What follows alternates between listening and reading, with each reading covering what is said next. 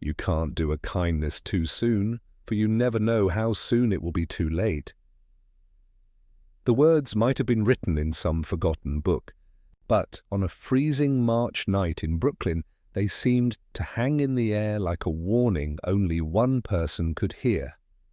Rain sheeted down against the dim street lamps, pooling into rivers that carried scraps of paper and cigarette butts toward the drains. The diner at the corner, Lou's All Night, cast a weary glow across the slick pavement, its neon sign buzzing faintly. Inside, coffee hissed on the burners, and tired truckers hunched over half-eaten plates of eggs. But outside, under the awning of a closed pawn shop, a boy sat motionless in a wheelchair. Liam Kane was 9 years old, though in that moment he looked smaller, shrunken into himself beneath a thin, worn-out hoodie. His knees were drawn up, his hands tucked beneath his arms in a futile attempt to hold back the cold. Rain slid from his hair into his eyes, and his lips trembled with each shaky breath. People passed without slowing. One man glanced, then looked away quickly, ashamed of his own indifference. Another woman pulled her scarf tighter and hurried on, muttering something about parents these days. No one stopped. No one, until Isabella Moore pushed open the diner's squeaky door and stepped out into the rain with a trash bag slung over one shoulder. She had been on her feet for 12 hours, her apron still stained with coffee, her sneakers soaked through from an earlier trip to the alley. At 25, Isabella's face carried the exhaustion of someone twice her age, yet there was still light in her brown eyes, a stubborn softness that hadn't been stamped out by bills, double shifts, or the weight of loneliness. She paused, mid-step, when she saw him, a boy, shivering, alone. For a second, instinct told her to keep walking. It wasn't her problem. Getting involved only complicated things, and she didn't have much left to give. But then Liam looked up. His eyes, startlingly blue against the grey rain, met hers, and something inside her chest twisted. Isabella dropped the trash bag with a thud and crossed the street. "Hey," she said softly, crouching down so she was eye level. "You okay out here?" The boy hesitated. His lips parted as if to answer, then pressed together again. He shook his head once, just barely. "You're freezing," Isabella murmured. Without waiting for permission, she slipped off her own denim jacket, thin and faded but warmer than what he had, and draped it over his shoulders. "Come on, let's get you inside." "Just for a little while," Liam stiffened. He looked back toward the street as if expecting someone, his fingers clenching the armrests of his chair. "Don't worry," Isabella reassured quickly, reading his hesitation. "Just some soup. You don't have to talk if you don't want to." For a moment she thought he would refuse, but then his stomach growled audibly and his shoulders sagged in defeat. Isabella smiled gently, wheeled him across the street, and pushed open the diner door again. Warmth and the smell of frying bacon rushed to meet them. A couple of truckers glanced over, curiosity flickering in their eyes, then returned to their plates. Isabella guided Liam to a corner booth, parked his chair neatly beside the table, and disappeared into the kitchen. Minutes later, she set down a steaming bowl of tomato soup and a grilled cheese sandwich. The bread, golden and crisp. "Best combo in the world," she said, sliding into the booth across from him. "Trust me, I've tested it." Liam picked up the sandwich with tentative fingers, as if afraid it would vanish. He took a bite, then another, and for the first time all night, a flicker of a smile tugged at the corners of his mouth. "It's good?" Isabella asked. He nodded quickly, cheeks pink from the heat of the soup. His voice, when it came, was small but certain. "The best I've ever had." Isabella laughed softly, the sound surprising even herself. Something about the boy, about his silence, his fragility, and the way he was trying not to show how much he needed this, reached into the guarded corners of her heart. She didn't notice the black Maserati parked across the street, engine idling, windows tinted against the rain. Inside, Roderick Kane watched everything. The billionaire CEO of Kane Global, a man who believed the world revolved around debt and repayment, sat in silence as his son smiled for the first time in weeks, smiled because of a stranger. His jaw tightened. He wasn't sure whether to be grateful or irritated, but one thing was clear. This woman, this diner waitress with the tired eyes and stubborn kindness, had just stepped into his world, and he wasn't the kind of man to let a debt go unpaid. The storm hadn't let up by the time Isabella trudged back to her apartment. Her sneakers squelched with every step, soaked through from puddles, and her jacket, now damp from shielding the boy, clung to her shoulders. She climbed the narrow staircase 2 flights up, the banister wobbling under her grip, until she reached a door with peeling paint and the number 3B scratched into the wood. Home, or at least the closest thing she had to it. Inside, the single-room apartment smelled faintly of detergent and damp plaster. A small cot folded against the wall, a kitchenette with mismatched cabinets, a table covered with overdue bills. Isabella dropped her bag with a sigh, shrugged out of her jacket, and leaned her forehead against the cool window pane. The night still echoed in her chest, the boy's fragile smile, the way he'd clutched that sandwich like treasure. She wondered if he'd made it home safely. She didn't know why it mattered. She didn't even know his name. She was still thinking about him when the knock came. It was sharp, deliberate, 3 strikes that reverberated through the thin door. Isabella straightened, heart skipping. No one visited her at this hour. No one visited her at all. She hesitated, then pulled the door open a cautious inch. Standing in the dim hallway was a man she recognized immediately, though she'd never met him before. Tall, broad-shouldered, tailored coat cut with precision. Hair, dark as the storm outside, with a streak of silver near his temple. His grey eyes, sharp and unreadable, pinned her like she was a figure in one of his quarterly reports. Roderick Kane. The name hit her with the weight of headlines she'd only ever read in the papers. CEO of Kane Global, architect of a billion-dollar empire, ruthless dealmaker. She'd seen his face on magazine covers, projected on TV screens in the diner when the news droned in the background. But never in a drafty hallway at midnight, dripping rainwater onto her welcome mat, Miss Moore. His voice was even, clipped, as if her name were part of a contract. She swallowed. Yes, he didn't offer a smile. He didn't even offer a greeting. Instead, he extended a sleek black envelope embossed with a silver crest she didn't recognize but somehow knew was expensive. For you? Isabella stared. What is it? An offer, Roderick said simply. His tone carried no warmth, only certainty, as though refusal weren't an option. She accepted the envelope with trembling fingers, her eyes darting between him and the rain dripping from the edge of his collar. I don't understand. Why would you— My son, he interrupted. You helped him tonight. The boy, Liam. I didn't do it for anything in return, Isabella said quickly, a flush of embarrassment heating her face. He was cold, hungry. Anyone would have— Not anyone, Roderick cut in, his eyes narrowing slightly as if measuring her sincerity. Most people walked past him. You didn't. For a moment, the only sound was the rain hammering against the building's tin gutters. Finally, Isabella looked down at the envelope, slid a finger under the flap, and unfolded the papers inside. Her breath caught. It wasn't cash, as she'd half feared. It was an employment contract. Kane Global Industries, Communications Department. Base salary 6 figures. Benefits that seemed unreal. A signing bonus larger than what she'd earned in the past 2 years combined. This has to be a mistake, she stammered. I'm not qualified for— It isn't a mistake. Roderick's voice left no room for doubt. You're being offered a position at my company. Effective immediately. Her laugh was sharp, incredulous. I'm a waitress. A waitress who barely scraped through community college.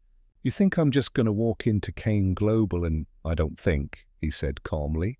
I know you have the option to accept or decline. But understand this, I don't extend offers twice. Something in his tone struck her as both insult and challenge, as if he weren't rewarding her kindness, but testing whether she had the courage to step into a world where she didn't belong. Her grip tightened on the papers. "Why me?" For the first time, his gaze softened by the smallest fraction. "Because you didn't ask for anything." "That makes you unusual." He adjusted his cuff, then turned as though the matter were settled. "You have until morning to decide. My driver will be outside at 7. And just like that, he was gone, his footsteps echoing down the hall. Isabella stood frozen in the doorway, the contract trembling in her hands. Behind her, the bills on the table whispered of overdue rent, of late fees, of a future that narrowed more each month. Before her, the rain lashed the city, carrying away the certainty she'd clung to. She closed the door slowly, her heart pounding. It wasn't gratitude. It wasn't charity. It was something else, something colder, sharper, a debt disguised as an opportunity, and yet, maybe, just maybe, it was the lifeline she'd been waiting for. The envelope sat on her kitchen table like a challenge, its silver crest glinting in the dim light. Isabella paced the room, arms wrapped tightly around herself, every instinct warring inside her. It was too good to be true. No one just handed jobs like this to diner waitresses, and certainly not Roderick Kane. She pictured his face, unreadable, cold, yet steady, as if he already knew her answer. She hated the arrogance of it, Hated that he'd marched into her life like a storm and assumed he could buy her gratitude, and yet... Her eyes flicked to the stack of bills, the eviction notice tucked half-hidden beneath a utility statement. Her chest tightened. This job could change everything, but at what cost? She poured herself a glass of tap water, sat at the table, and unfolded the contract again. The words blurred, numbers climbing higher than anything she'd ever earned. For a moment, she let herself imagine it. A steady paycheck, health insurance, maybe even a savings account. A life not defined by scraping by, but what if she failed? What if it was some cruel trick, set her up to stumble, to humiliate herself in front of people who belonged to a world she had no map for? Her phone buzzed. A text from her sister, Amelia, in Ohio. "Any luck on the rent yet?" "I can't cover for you this month," Isabella exhaled shakily. "No safety net." No one to fall back on. She pushed the contract aside, buried her face in her hands, and whispered to the silence, "What am I supposed to do?" The hours crawled. She lay on the cot, staring at the cracked ceiling, sleep refusing to come. Every time she closed her eyes, she saw Liam's small hands clutching the sandwich, saw his smile break through the cold. She remembered the way Roderick had looked at her, not grateful, but intrigued, as if she were a puzzle he intended to solve. By the time dawn bled pale across the city, Isabella sat at the table again, the contract open before her. The pen hovered above the signature line, her heart pounding so loud she thought it might wake the neighbors. She signed. When the clock struck 7, a black car idled at the curb. Isabella stepped out of her apartment in her best blouse, still second-hand, still fraying at the cuffs, and clutching a bag with nothing but hope and desperation inside. The driver opened the door, expression blank. "Miss Moore?" She nodded, slid into the leather seat, and for the first time in years felt the weight of her life tilting, shifting towards something she couldn't yet name. The lobby took her breath away. It was one thing to see photographs of Kane Global in the papers, stock tickers, philanthropic donations, Roderick Kane's sharp silhouette on magazine covers. It was another to stand beneath the real thing, a glass atrium that soared like an upturned cathedral, sunlight refracting into strips on marble floors. Security scanned her badge with the kind of mechanical courtesy she'd seen performed on television. Flowers in designer vases smelled faintly of citrus and money. Isabella walked slowly, the rhythm of her new shoes unfamiliar under the polished sheen. Her denim blouse was gone. She wore a conservative blouse that had been pressed for her in preparation, and a modest blazer borrowed from the stylist that Victoria had arranged. It felt like armor. People passed, men and women in crisp suits, soft shoes that whispered against the floor, eyes that slid past her as if there were no point in looking twice. She felt, momentarily, like an actor in someone else's life. Maya Torres met her at the elevators, a folder clutched against her chest. Maya's hair was pulled back in a tight bun, her expression efficient, but not without a softness that had shown itself the night Roderick had first moved on Isabella's behalf. "Morning," Maya said. "Ready for orientation?" There was a curious tilt in her voice, part welcome, part test. Isabella forced a smile. "As ready as I'll ever be." Maya's gaze traveled over her briefly, then softened. "You're not here to pretend." "You're here to do the job. Keep that in mind. And watch for Cassandra." She's got sharp edges." Cassandra, Isabella learned later, was one of the senior marketing directors, a Wellesley alum with a relentless knack for reminding junior staff of their place. They didn't waste time. The first hour was an orientation blur: corporate values, mission statements, compliance modules.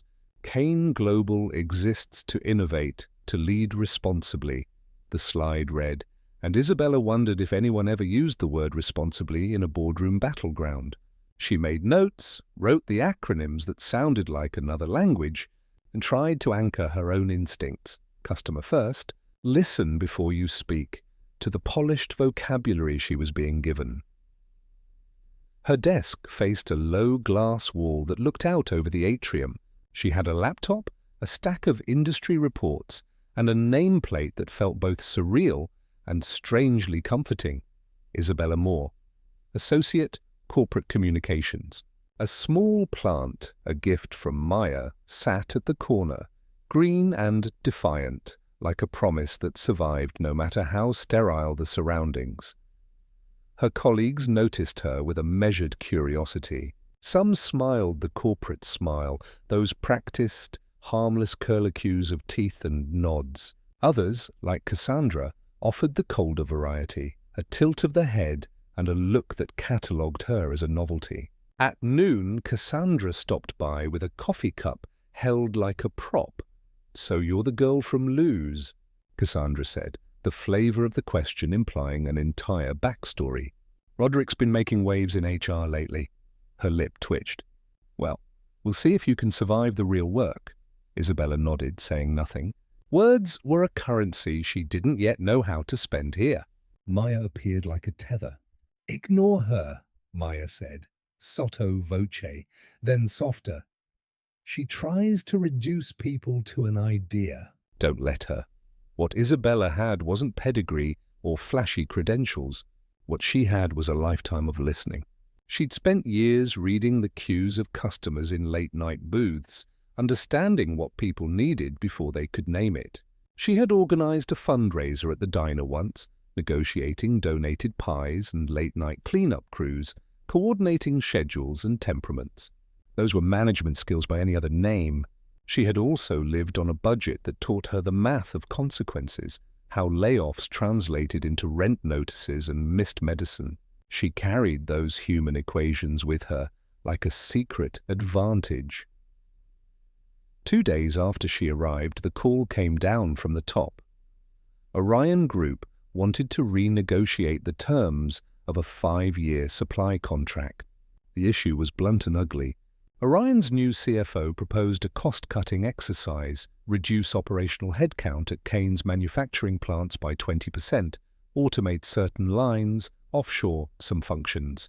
The argument in one sentence: tighten costs for shareholders, accept the short-term hit in employee morale.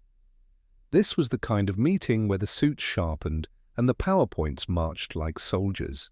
Cassandra had a folder of graphs, a smooth calm that suggested the art of cutting with statistical precision. Department heads were ready to play the compromise game.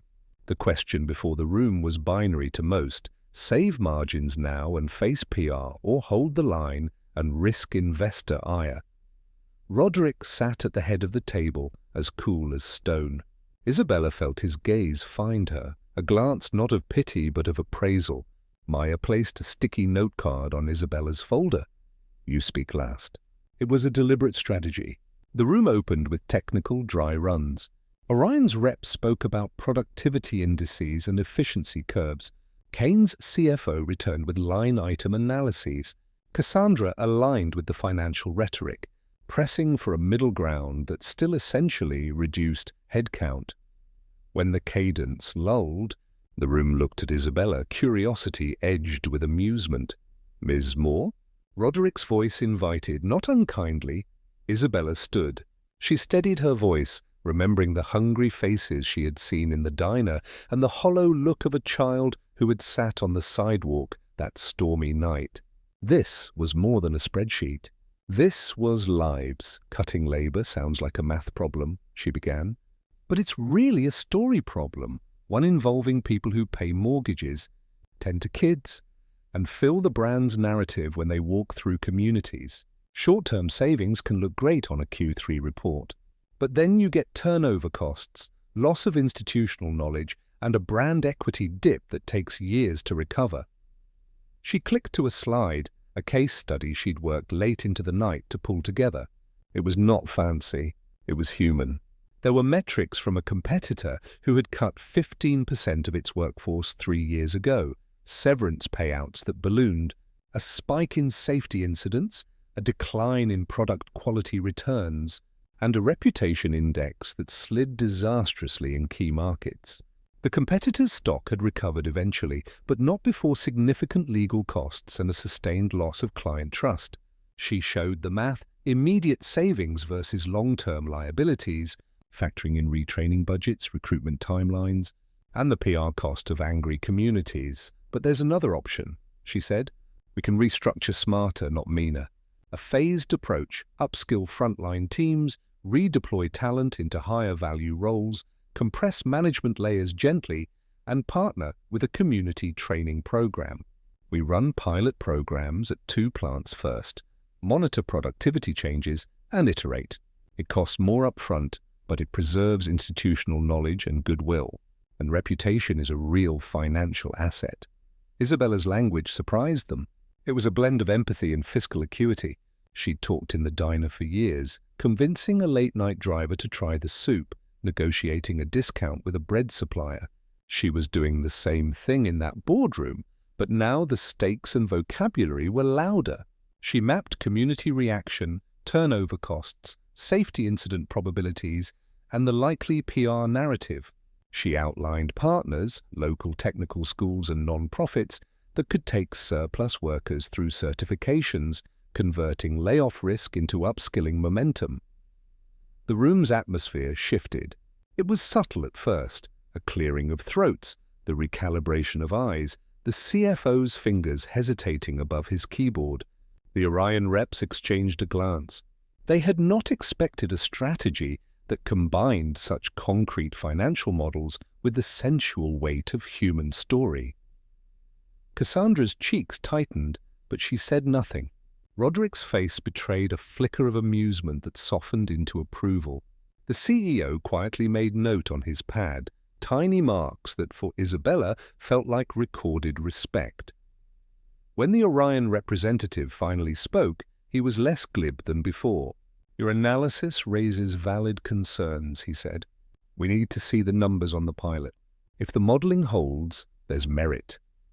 It was not a victory, but it was a doorway. As the meeting adjourned, colleagues clustered in small knots, replaying the presentation's contours. Cassandra offered a curt nod, less a salute than recognition that Isabella had not stumbled.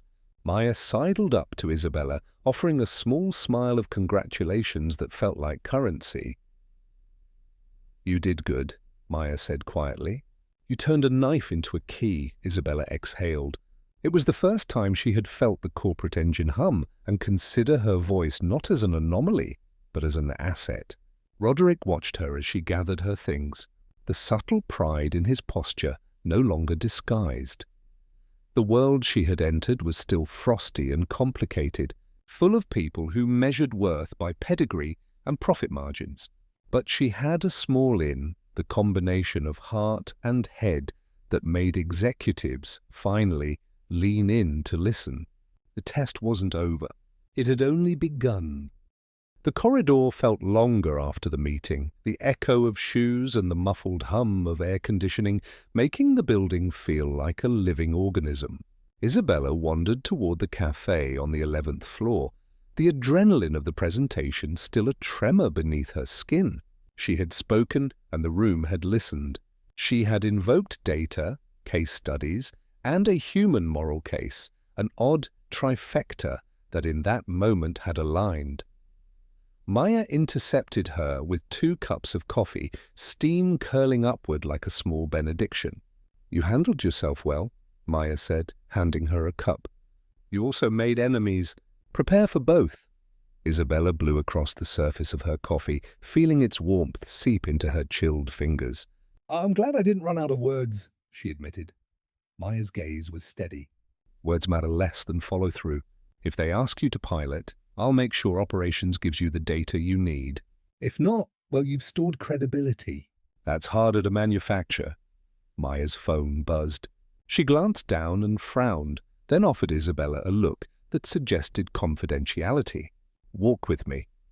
They passed a glass wall and saw the atrium below where cleaning staff moved with efficient choreography. On the other side, Roderick was talking with a small circle of senior partners. He saw them, and to Isabella's surprise, broke away, walking toward them with his long strides. The room seemed to hold its breath. "Isabella," he said, interrupting their path as if he had rehearsed the line. "A moment."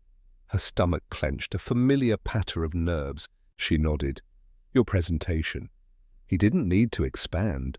The memory of her slides hung between them. "There are several things you handled particularly well. An empirical model, risk assessment, and you gave us an actual community partnership framework. That's rare. Keep that." She felt buoyed but wary. Praise at Kane felt like measured currency. "Thank you, Mr. Kane. I appreciate the chance." He inclined his head. "Call me Roderick, if you prefer." The small invitation took her off guard.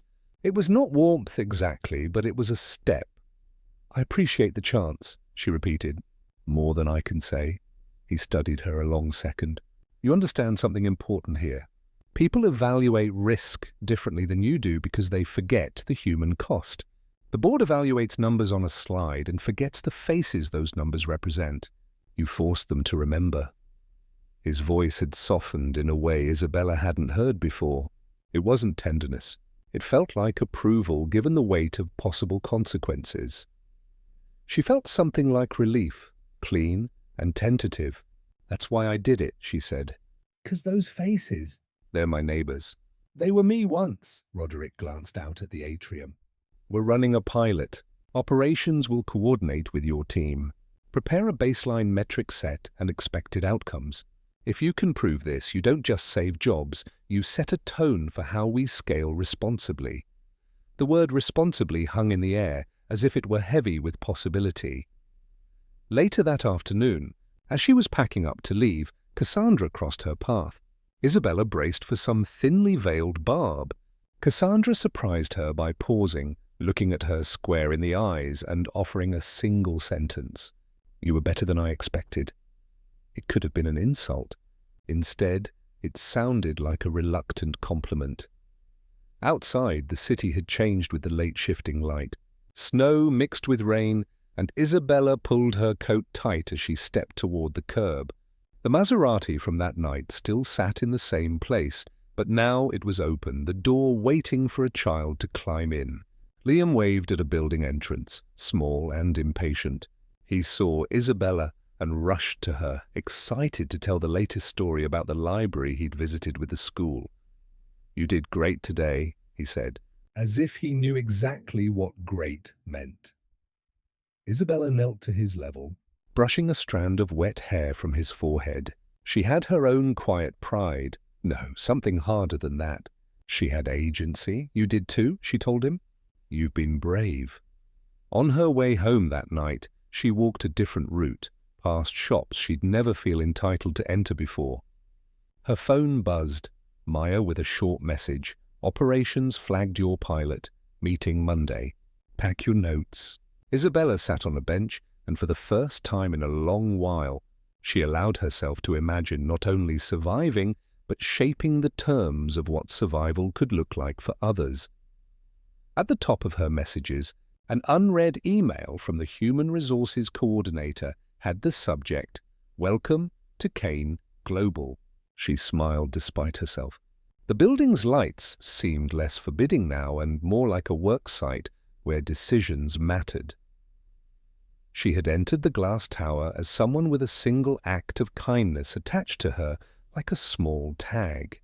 Now she was a strategist, awkward at times, unexpected in others, but beginning to be listened to by the people who made policy. Roderick's quiet nod of approval had been more than a corporate courtesy. It had been recognition that the company could be more than numbers. Maybe it would be. Maybe she would help make it so. She stood to leave as the streetlights flickered on, the city's night rhythm resuming its complex melody. Liam's wheelchair rolled beside her as he headed back upstairs, and she felt the night's rain finally wash some doubt away. The test, she knew, had only begun. But this was the kind of beginning that could change more than one life. Isabella had been at Kane Global only a few months, yet already she felt the subtle shift in the air whenever she entered a room. At first, it was little things, colleagues who dismissed her ideas before she finished a sentence, whispers that quieted the moment she passed by, the rolling of eyes when she walked into the cafeteria with her tray.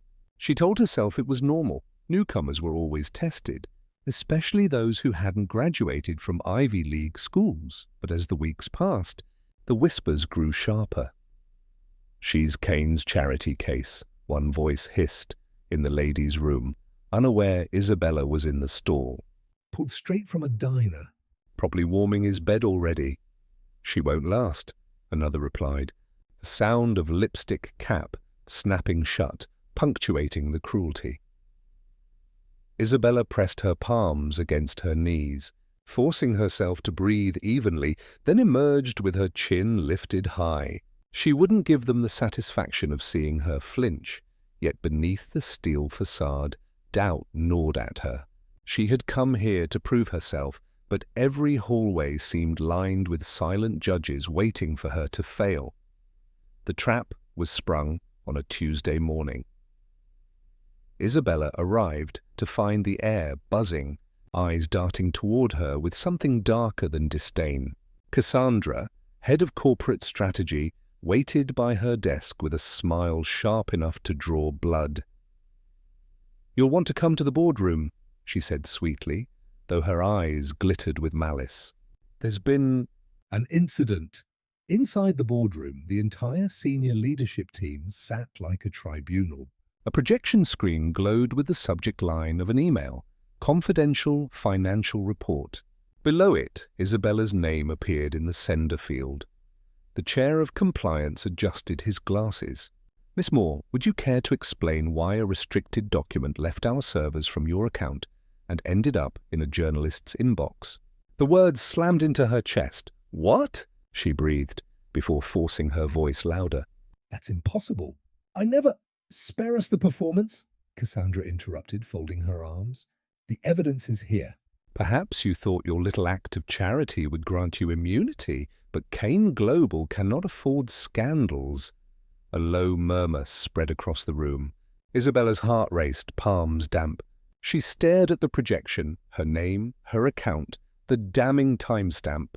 It was too neat, too perfect. Someone had framed her. Her gaze flicked instinctively to Maya, who sat at the far end of the table, eyes steady, unreadable. Maya gave the smallest nod, almost imperceptible, but enough to tell Isabella she wasn't entirely alone. Still, the weight of the accusation crushed down on her. "I didn't send that email," she said, her voice trembling despite her best efforts. "I swear it." "Someone is using my account." "Convenient excuse," Cassandra murmured, her smile widening. "And how exactly would someone like you gain access to such a sensitive report? Unless, of course, Mr. Kane gave you privileges you don't deserve." The insinuation burned hotter than the accusation itself. Heat rose in Isabella's cheeks, her throat tightening. She wanted to shout, to throw the accusation back, but the faces around the table blurred into a wall of skepticism. For the first time since she'd stepped into Kane Global, Isabella felt the full force of the gulf between her and them. She wasn't one of them. She was the outsider, the interloper who didn't belong in glass towers and corner offices. Her breath came shallow, but she forced herself to stand taller. "I don't know how this happened," she said, her voice steadier now, steel threading through the fear. "But I do know this. I will not be your scapegoat." Cassandra's eyes narrowed. Bold words. "We'll see how bold you are when this goes to the board vote." The boardroom emptied slowly, like a court dispersing after sentencing. Papers shuffled, laptops snapped shut, and the murmur of speculation followed Isabella out into the hall. She felt the weight of every stare clinging to her, as if she carried a scarlet letter across her chest. She ducked into the restroom, locked herself in a stall, and pressed her back to the door. Her hands shook so badly she nearly dropped her phone as she pulled it out. She scrolled through her sent folder again and again, searching for any trace of the email they'd shown. Nothing. The folder was clean, as if the message had been scrubbed away. Whoever set her up knew exactly what they were doing. Her reflection in the mirror looked like a stranger. Eyes too wide, lips pressed tight to keep from trembling.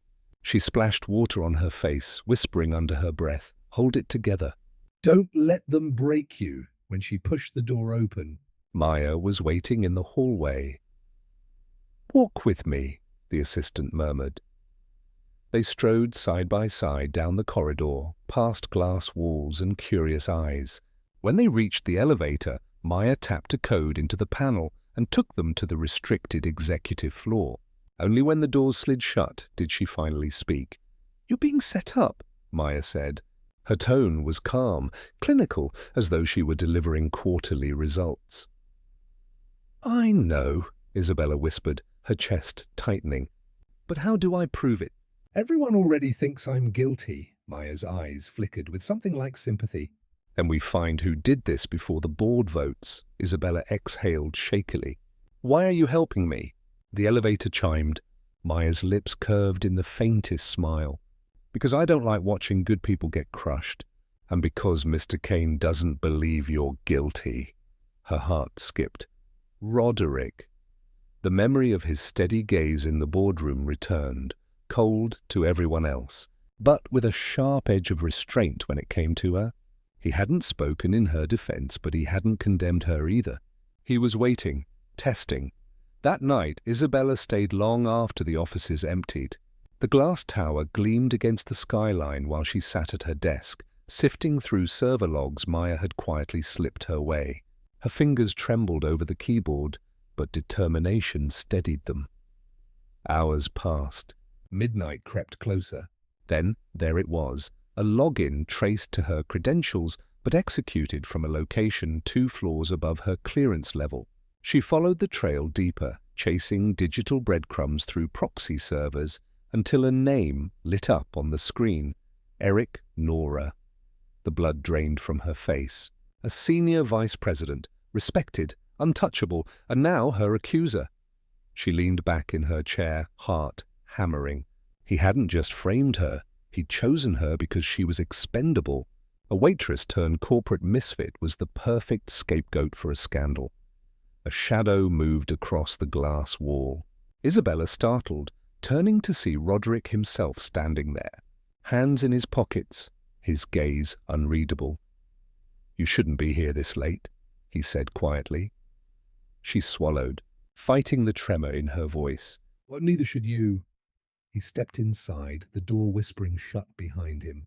His presence filled the room, commanding without effort. His eyes flicked to the screen, where Eric Nora's name glowed like a brand. "So you found him?" Roderick murmured. Isabella's breath caught. "You knew?" "I suspected," he admitted. "But suspicions don't win battles." "Evidence does." She searched his face, trying to decipher whether this was another test. "And what happens when I hand this over? Do you think the board will believe me over him? His lips curved, not quite a smile. They'll believe the truth, especially when I confirm it. Something in his voice steadied her. He wasn't offering comfort. He wasn't built for that, but he was giving her something rarer: trust. For the first time that day, Isabella's fear eased. Just slightly. Still, she asked the question that had burned in her chest all evening. Why are you doing this for me? Roderick regarded her for a long moment, then turned toward the city lights beyond the glass. Because you remind me of someone who once thought integrity had no place in this world. She was wrong. And I won't make that mistake again. Silence stretched between them, filled only by the hum of servers and the distant thrum of traffic. Isabella realized then that tomorrow's board meeting wouldn't just determine her fate. It would set the course of everything that came next. When Roderick finally looked back at her, his eyes gleamed with something fierce. Get some rest, Isabella. Tomorrow we go to war. The mahogany doors of the executive boardroom loomed like the entrance to a courtroom. Isabella paused just long enough to steady her breathing before pushing them open. The scent of polished wood and cologne greeted her, sharp and suffocating. Every seat at the long oval table was occupied. 11 members of the board, each in tailored suits, each with expressions honed from decades of power games. At the head sat Roderick Kane, his hands folded, his face carved from stone. He didn't acknowledge her arrival. He didn't need to. His silence was pressure enough. Cassandra, radiant in crimson silk, leaned back in her chair with a smirk that promised blood. "Miss Moore?" the chairman intoned, gesturing toward the lone seat, placed deliberately at the far end of the table. "You've been accused of a breach of fiduciary trust. Today we determine whether Kane Global can continue to place its confidence in you." The words felt like chains. Isabella walked the length of the room, the click of her heels echoing too loud against the marble floor. She sat back straight, refusing to let her shaking hands show. A man 2 seats down cleared his throat. "The evidence is clear. A classified financial report was leaked from her account. We cannot risk reputational damage over—" "With respect," Isabella interrupted, her voice calm but firm, "the evidence is manufactured." A ripple of surprise passed around the table. Cassandra's smile thinned. "Manufactured?" she echoed, feigning amusement. "That's a bold claim for someone with no IT background." "Bold doesn't make it untrue," Isabella replied, meeting her gaze without flinching. The chairman tapped his pen. "Do you have proof, Miss Moore?" The question rang like a challenge, and the entire board leaned in, eager for a misstep. Isabella drew in a slow breath, steadying herself. She remembered Roderick's words from the night before. "Evidence wins battles." "Yes," she said, pulling a folder from her bag. Her fingers brushed the documents she and Maya had pieced together. Server logs, proxy routes, timestamps that mapped a clear trail. She laid them out on the polished surface. "This shows access to my account originated from the 12th floor, a restricted level I have no clearance for. Whoever planted the email used a proxy to reroute through my credentials." She pointed to a line of code highlighted on one printout. "But they made a mistake. The proxy left behind a traceable IP string," murmurs spread. "The technical jargon wasn't lost on them. They knew the implications." Cassandra leaned forward, eyes flashing. Even if what you say is true, how do we know you didn't create these so-called logs yourself? Isabella forced herself to stay calm. "Because the original files were pulled from the company's own servers by compliance. You can verify the metadata yourselves." The chairman studied her for a long moment. "And whose IP address did this so-called trail lead to?" Isabella's pulse thundered. She had rehearsed this moment in her head all night. Still, saying the name aloud felt like lighting a fuse. "Eric Nora," she said clearly. The reaction was immediate. Gasps, sharp whispers, the rustle of suits shifting uncomfortably. Eric himself, seated 3 chairs from Roderick, stiffened. His jaw tightened, but he forced a scoff. "This is absurd," he said, his voice dripping disdain. Miss Moore, a novice plucked from a diner, dares to accuse me? A senior vice president with 20 years in this company? This is laughable. Cassandra seized on his words. Exactly. This entire farce is an insult to the board's intelligence. We are wasting time entertaining paranoia, but the room wasn't entirely convinced. Isabella could feel the shift, subtle but real. Doubt crept into the edges. She pressed on, sliding the last page across the table. This is a record of external communication linked to that IP. Transfers to a journalist's account, time-stamped within minutes of the leaked email. Follow the money trail and you'll find the payments made to a shell corporation tied back to Mr. Nora. For the first time, Eric's composure cracked. His hand twitched against the table, a muscle jumping in his jaw. Silence pressed down, broken only by the faint ticking of the antique clock on the wall. Isabella's throat was dry, but she lifted her chin. I may not come from your world. I don't have a fancy degree or a powerful family name. But I know when I'm being used as a scapegoat. And I won't let it stand. Her words hung in the air like a gauntlet thrown. All eyes turned to Roderick. He hadn't moved throughout the exchange, hadn't betrayed a single thought. Now slowly he rose to his feet. His gaze swept the board, cool and cutting. Miss Moore's evidence is sound, he said, his voice calm but resonant. And I can confirm it has been independently verified. Shock rippled across the table. Cassandra's face drained of color. Eric's fists clenched. Roderick's eyes narrowed on the man. You've served this company for 2 decades, Eric, and in that time you convinced many of us of your integrity. That ends today. The boardroom erupted into whispers again, louder this time, tinged with outrage and betrayal. Isabella sat frozen, heart pounding as Roderick's words turned the tide.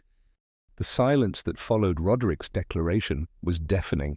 The board members exchanged uneasy glances, the weight of betrayal heavy in the room.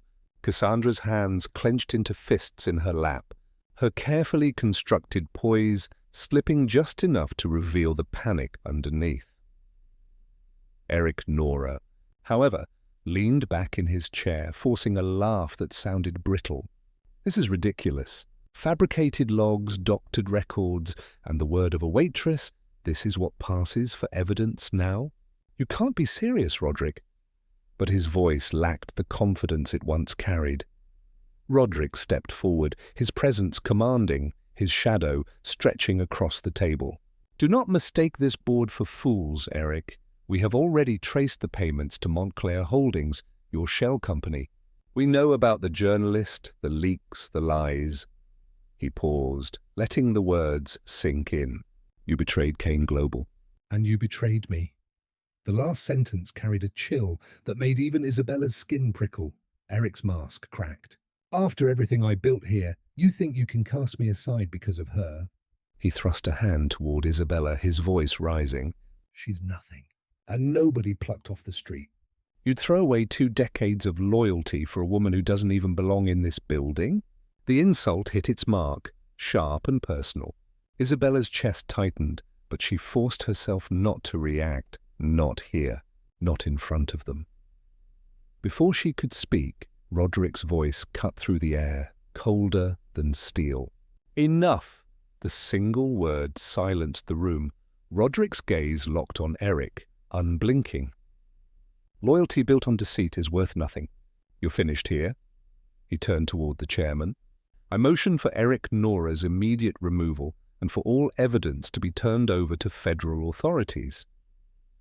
The chairman nodded gravely. Seconded. One by one, the board members raised their hands.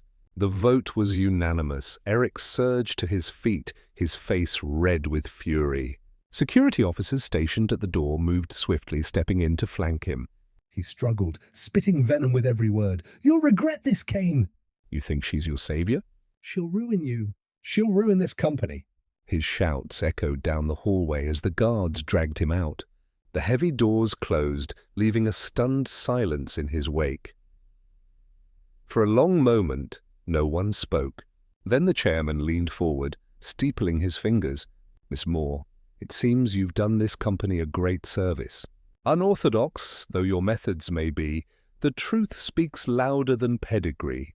Cassandra shifted uncomfortably, her earlier arrogance now a faint shadow.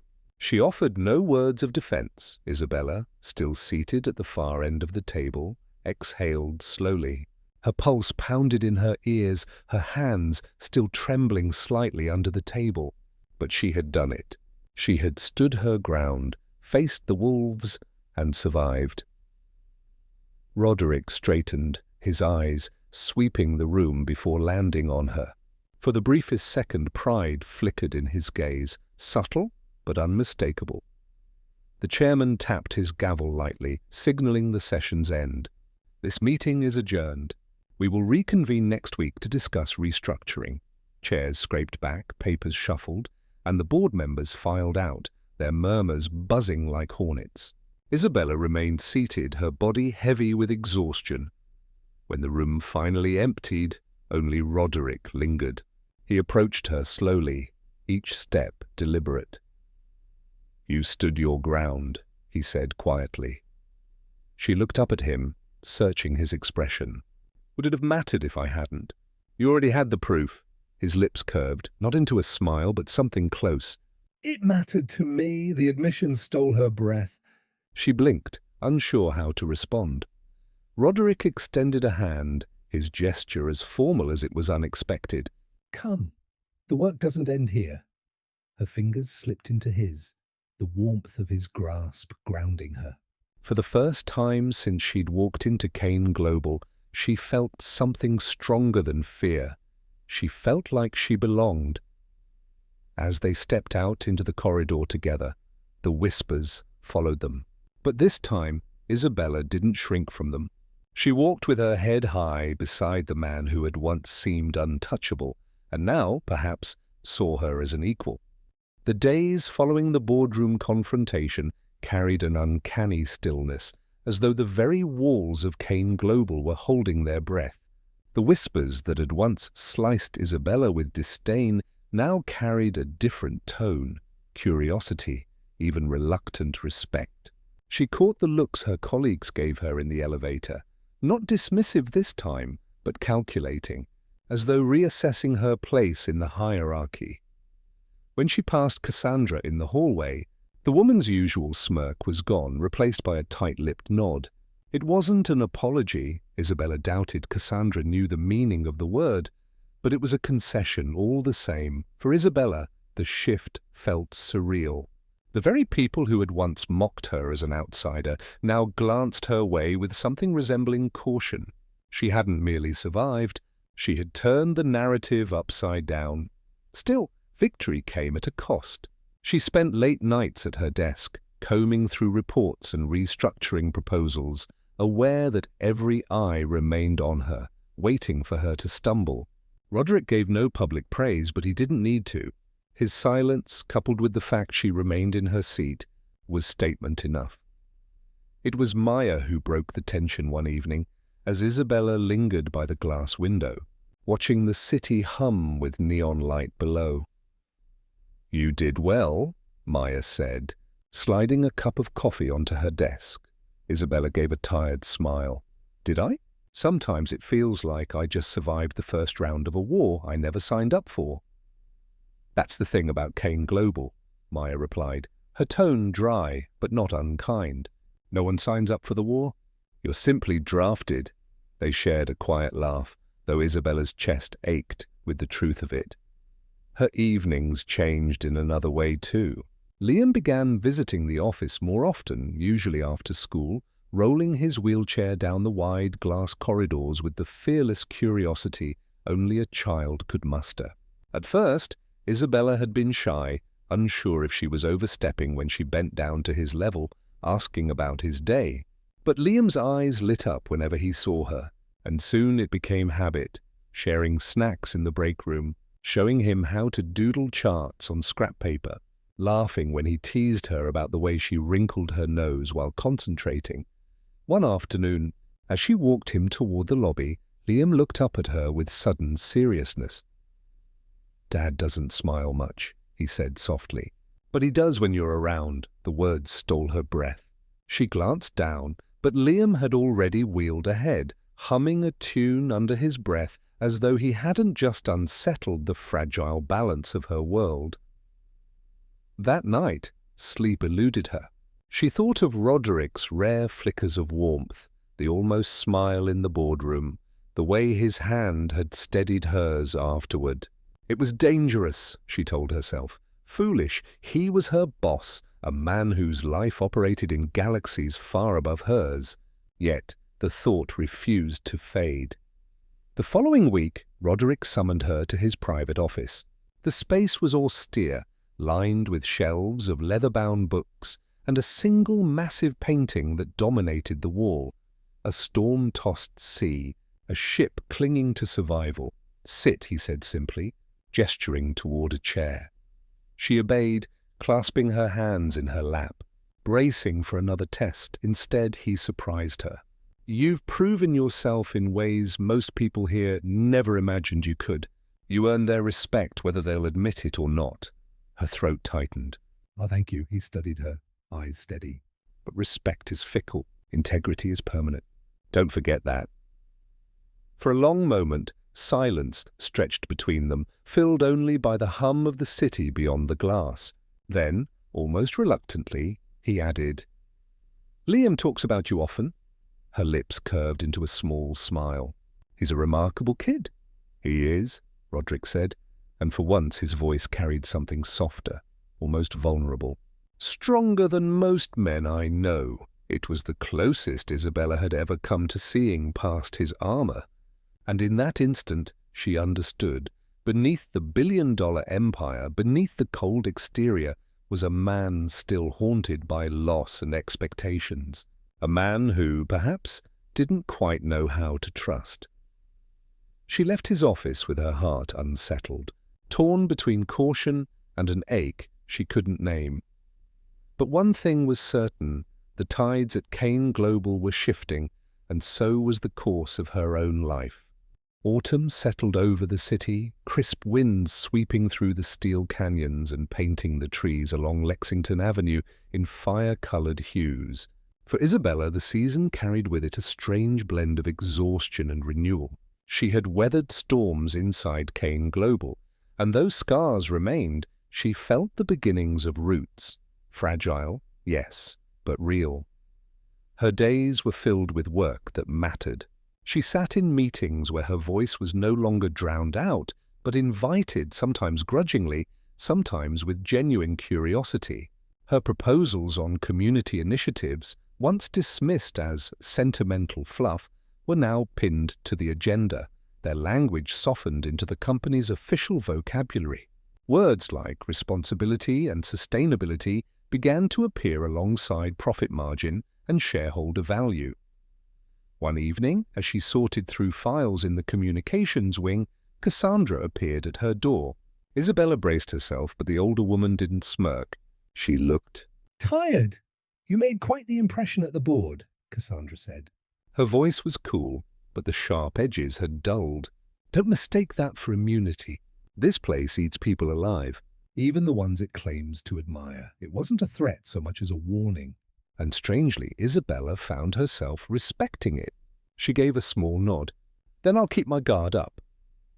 Cassandra studied her a moment longer, then turned on her heel and left. Isabella exhaled slowly, realizing the battlefield had shifted, but the war wasn't over. Outside of work, her bond with Liam deepened. She visited the Kane penthouse on weekends, often at his invitation, sometimes at Roderick's. The boy's world was lonely, defined by therapy sessions and private tutors.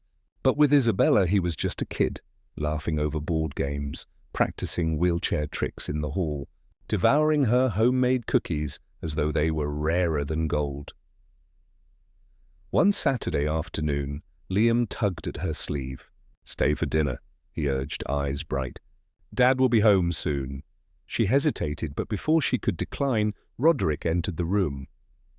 He paused at the sight of them, his expression unreadable. Then, to her surprise, he said, "Stay." Dinner was a quiet affair at first, the clink of silverware echoing in the spacious dining room. But as Liam chatted about school projects and Isabella asked questions, the silence softened. She caught Roderick watching her once or twice, not with suspicion, but with something she couldn't quite define. Afterward, when Liam was asleep, she prepared to leave. At the door, Roderick stopped her. "You've given him something I couldn't," he said quietly. A sense of normalcy. She met his gaze, her voice gentle. "He doesn't need perfection. He just needs to know he's not alone." For a heartbeat, they stood in silence, the city lights glittering beyond the windows. Then Roderick inclined his head, as if conceding a truth he had resisted. As weeks turned into months, Isabella felt the fragile beginnings of trust forming not just between her and Liam, but between her and Roderick as well. He was still demanding, still relentless in the boardroom, but there were moments, rare, fleeting, when his guard lowered, a shared glance across a conference table, a comment that bordered on personal rather than professional, a silence that lingered just a beat too long. It was dangerous, she reminded herself. But it was real. One late evening, as she locked her office, Maya caught her by the elevators. "You've changed things here," the assistant said simply. "People notice." He notices, Isabella flushed. "I'm just doing my job." Maya's eyes gleamed knowingly. "Perhaps, but sometimes doing your job changes more than a company." The elevator doors slid open, and Isabella stepped inside, her reflection merging with the city skyline in the glass. For the first time in years, she didn't feel like a woman clawing to survive. She felt like a woman building something solid, something new. And though she didn't dare name it yet, she knew this was only the beginning. Winter settled hard over the city, frosting the high-rise windows of Kane Global and turning the streets below into ribbons of slush and grey. Inside the tower, the hum of business never ceased, but for Isabella, life had shifted in quieter, subtler ways. Her days still began early and ended late, but now they carried a different weight. She was no longer the outlier everyone dismissed. She was someone the boardroom listened to, even if reluctantly, and someone whose ideas left marks on quarterly strategy sheets. The work was grueling, yes, but it was hers. And more than once, she caught herself walking the glass corridors with her head a little higher, her shoulders a little straighter. Yet the real change came outside the boardroom. Liam's presence had become a constant in her weeks.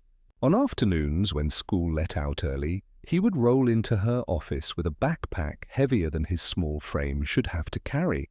He spread his books across her desk, chattering about history assignments or math problems while she skimmed through reports. Sometimes she helped him. Sometimes he helped her, his sharp mind catching details in charts that made her laugh at how easily he outpaced grown executives. One snowy evening, as she zipped his jacket before walking him to the lobby, he looked up at her with solemn eyes. "Do you ever feel like you don't fit in?" he asked. The question hit deeper than he could know. "All the time," Isabella admitted softly. "Me too," Liam whispered. "At school the other kids stare. At home, Dad's always busy, but With you it's different." you don't look at me like I'm broken." Her throat tightened. She crouched to meet his gaze. "You're not broken, Liam. You're just... you." And that's more than enough. His answering smile was small, but it warmed her against the chill outside. When she brought him down to the lobby, Roderick was waiting, his coat immaculate, His expression unreadable. his eyes flicked to Isabella, then lingered a fraction longer than usual. He said nothing, but when Liam wheeled ahead toward the car, Roderick fell into step beside her. "You've been spending a lot of time with him," he remarked. "Is that a problem?" Isabella asked carefully. He shook his head once. "No, it's..." Good for him. The words were clipped, almost reluctant, but Isabella sensed what he didn't say. "It's good for me too."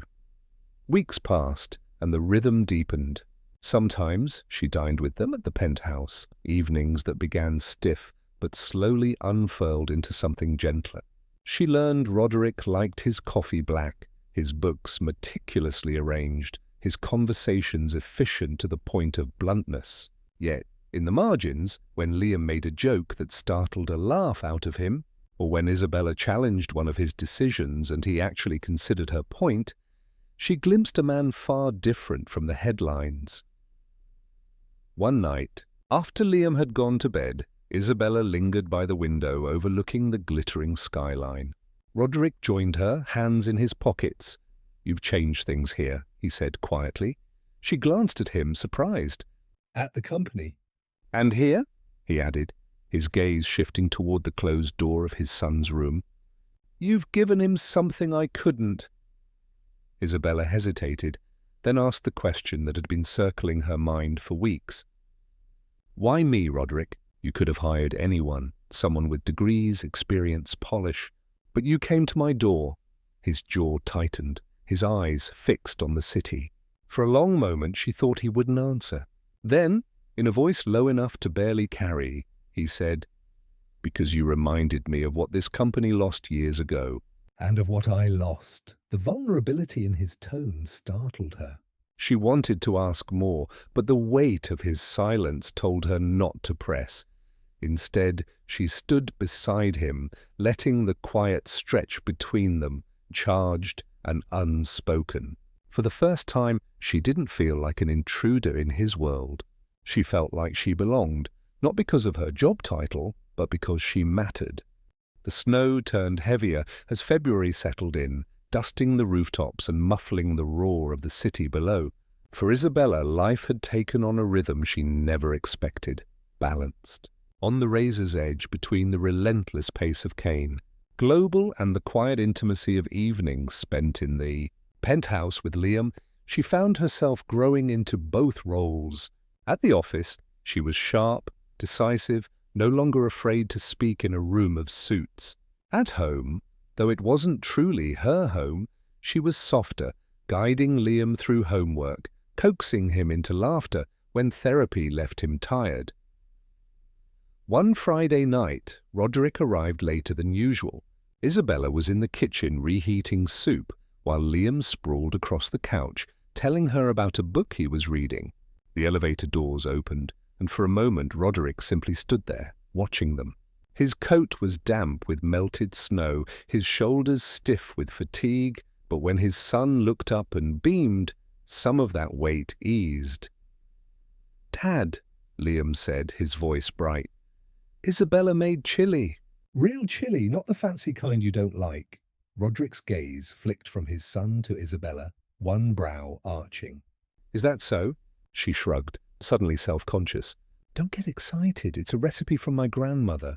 "Probably too spicy," he surprised her with a low chuckle. "We'll see." Dinner was simple. Bowls of chili, slices of cornbread Isabella had picked up from a bakery near her apartment. Yet it carried a warmth that no Michelin-starred restaurant could replicate. Liam devoured 2 helpings, cheeks flushed from the spice, while Roderick ate more quietly, his expression unreadable until she caught the faintest curl of approval at the corner of his mouth. Afterward, when Liam was tucked in and the apartment was quiet again, Isabella gathered her things to leave. Roderick walked her to the door, his presence close enough to stir a tension she tried to ignore. "You didn't have to cook," he said, his voice softer than usual. "I wanted to," she replied. "Liam deserves nights that feel normal." His gaze lingered on her, searching. "What about you? Do you?" The question caught her off guard. She looked away, adjusting her coat. Normal stopped being an option a long time ago. Something flickered in his eyes, recognition, perhaps even regret. For a moment it felt as though the distance between them might close, but then he straightened, his composure sliding back into place. "Thank you." "Isabella," he said quietly. It was formal, too formal. But the way he said her name left an ache in her chest. In the weeks that followed, their connection deepened in small, almost invisible ways. She began to notice the way Roderick lingered by her office door during late nights, asking if she needed anything before he left. She caught him listening when she laughed with Liam, a look in his eyes that was neither businesslike nor detached. And once, after a particularly brutal meeting, he walked beside her down the corridor, saying only, "You held your ground." The words were simple, but they felt like armor against the doubts that still gnawed at her. Still, Isabella kept her guard high.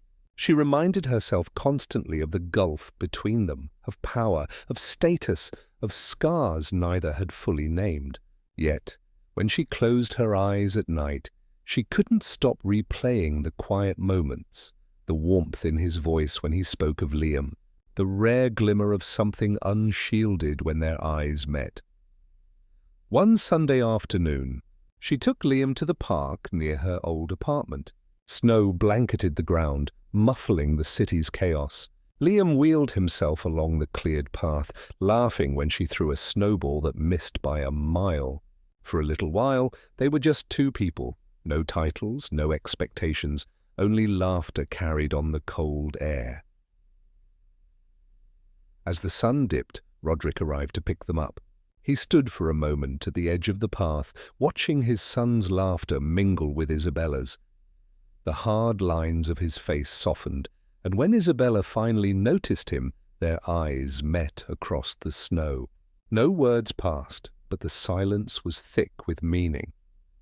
That night, as Isabella rode home in the back of the car, she stared at the city lights and realized something she hadn't dared admit.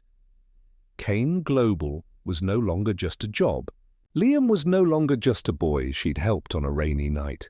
And Roderick? He was no longer just a man of headlines. A family was forming, fragile and unspoken, born not of design but of circumstance and choice.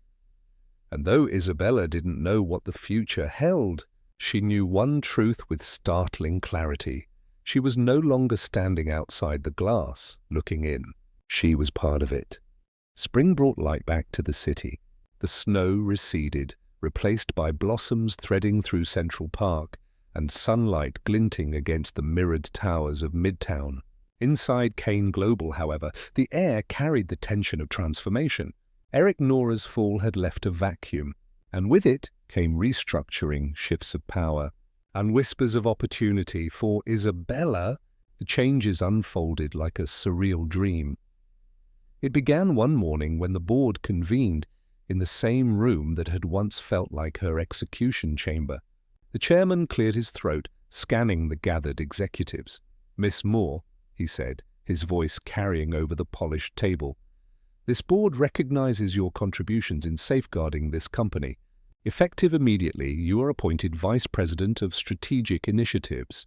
The title hung in the air, weighty and unreal. Isabella's breath caught, her heart hammering. She managed a nod, murmuring, "Thank you," though the word felt far too small for the storm of emotions rushing through her. Across the table, Cassandra's jaw tightened. A few others looked displeased. But Roderick? He remained impassive, though Isabella swore she saw a flicker of something, approval, perhaps even pride, before he masked it again. When the meeting adjourned, she stepped into the hall, the title echoing in her mind like a bell. Maya appeared at her side, eyes glinting. "Congratulations, VP," she said dryly, handing Isabella a folder. "Now the real work begins," Isabella laughed shakily, as if it ever ended. The days that followed were relentless. She oversaw task forces, drafted strategies, and built bridges between divisions that had long been at odds. Her name, once whispered in derision, now carried authority. She felt the shift not only in the boardroom, but in herself. She was no longer the diner waitress clinging to survival. She was shaping the future of Kane Global, and with that power came the chance to pursue something she had always dreamed of. It was Liam who sparked the idea. One evening, as they sat in the penthouse, he wheeled up beside her desk where she was reviewing proposals. "Why does Dad's company only build things for people who already have everything?" he asked innocently. She blinked. "What do you mean?" "Well," Liam said, fiddling with his pen, "you make phones and cars and all that stuff. But what about people who don't have money for schools or hospitals? Couldn't Kane Global help them too? The simplicity of his question pierced deeper than any strategic memo. Isabella found herself looking at Roderick, who stood near the window, silent but listening. For once he didn't deflect. He didn't say it was impossible. Instead, he said quietly, "What would you propose?" And so the Kane Foundation began as a conversation around a dinner table. Within weeks, it became a draft charter. By summer, it was a headline. Isabella poured her energy into it, drafting programs for education, healthcare, and community support. Roderick matched her intensity, navigating the labyrinth of funding and corporate politics. They argued often, but the arguments sharpened their ideas rather than tearing them apart. And through it all, Liam sat in the middle, watching with wide eyes, proud that a question he had asked in passing had set the entire machine in motion. One late night, as they finalized the Foundation's launch presentation, Isabella leaned back in her chair, exhaustion pulling at her bones. Do you realize what this means? "We're actually doing it. We're giving people like the girl I used to be a chance." Roderick studied her across the table. His tie was loosened, his sleeves rolled back. In that unguarded moment, he looked less like a titan of industry and more like a man, driven, weary, but undeniably human. "You've changed this company, Isabella," he said quietly. And maybe. "You've changed me." The words lingered in the silence, heavy and unspoken, until Liam's laughter drifted from the other room, breaking the moment like glass. Isabella smiled faintly, grateful for the interruption, and unsettled by the truth she saw in Roderick's eyes. The Foundation launch was set for June. Invitations went out to politicians, community leaders, investors, and the press. For Kane Global, it was a new chapter. For Isabella, it was proof that a single act of kindness on a rainy night could ripple outward into something vast and lasting. But as she stood in the office one evening, staring at the city bathed in sunset, she knew one thing with certainty. This was only the beginning. The day of the Foundation launch dawned bright and sharp, the kind of June morning that made the city glitter as though scrubbed clean overnight. The lobby of Kane Global had been transformed into a stage of light and banners. The company's silver crest displayed alongside a new emblem, the Kane Foundation, building futures together. Isabella stood backstage, smoothing the emerald silk of her dress, her heart pounding louder than the applause already rumbling from the gathered crowd. She caught a glimpse of herself in the mirror, no longer the weary waitress hunched over a cash register, but a woman standing at the threshold of something extraordinary.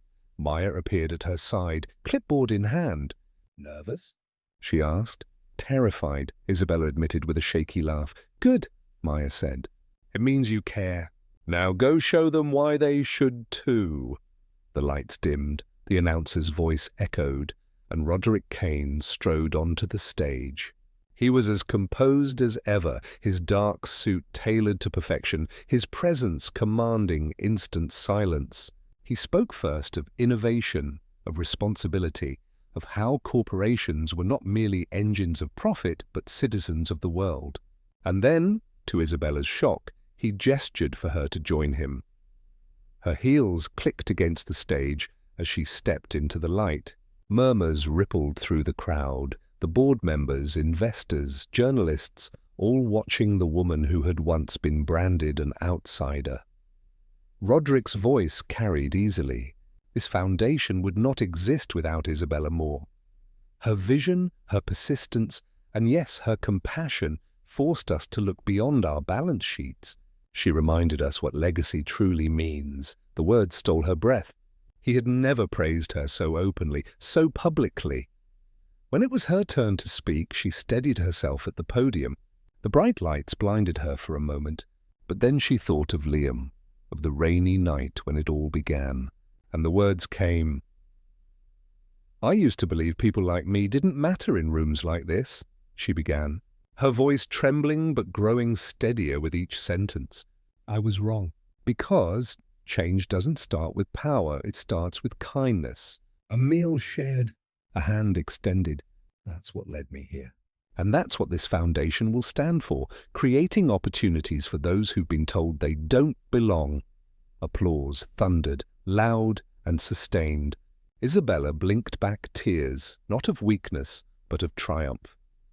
Afterward, as guests mingled, cameras flashed, and champagne flowed, she found herself standing with Roderick and Liam near the edge of the stage. Liam tugged at her hand, his grin wide. "You were amazing," he whispered. "So were you," she said, brushing his hair back. This was your idea, remember? Roderick's gaze lingered on her, steady and unreadable, until at last he said, "You've become indispensable, Isabella." She felt heat rise to her cheeks. To the company? His pause stretched, heavy with meaning. To more than that. It was not a confession, not yet. But in his eyes she saw the truth he couldn't or wouldn't say aloud. As the night wound down, Isabella stepped outside onto the balcony overlooking the city. The skyline stretched vast and brilliant, every window a flicker of 1,000 untold stories. She wrapped her arms around herself, breathing in the cool night air.